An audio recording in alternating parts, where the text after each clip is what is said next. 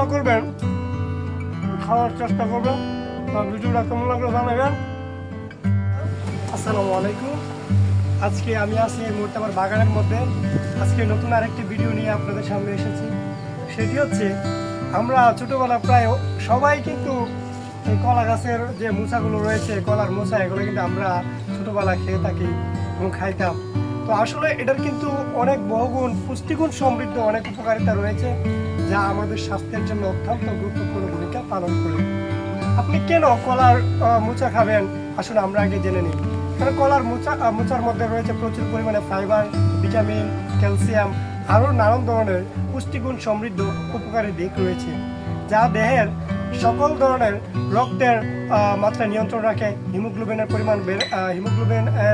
পরিমাণ ঠিক থাকে এবং দেহের মধ্যে কোনো ধরনের ব্যাকটেরিয়া বা কোনো ধরনের ক্ষতি করতে পারে না। তো তাই আমি সবার উদ্দেশ্যে বলবো, আপনারা যদি সময় পান, প্রায় সময় কলার মোচা খাওয়ার চেষ্টা করবেন। আসুন দেখি, আমি এই মুহূর্তে একটা কলার মোচা কেটে নিলাম সুন্দর করে। কিন্তু এই যে কলার মোচাটা আমি বের করলাম, এই যে, তো এটার কিন্তু অনেক উপকারিতা রয়েছে, সত্যি আকর্ষণীয় উপকারিতা রয়েছে।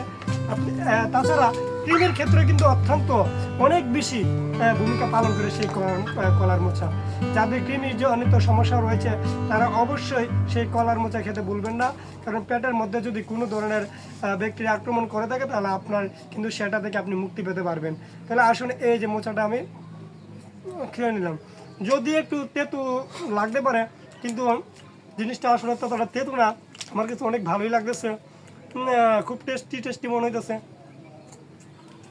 আপনারা চেষ্টা করবেন, খাওয়ার চেষ্টা করবেন। ভিডিওটা কেমন লাগলো জানাবেন। শখের বসে করা। ধন্যবাদ। আর বাগানটা তো দেখলেনি। ওকে, আসসালামু আলাইকুম।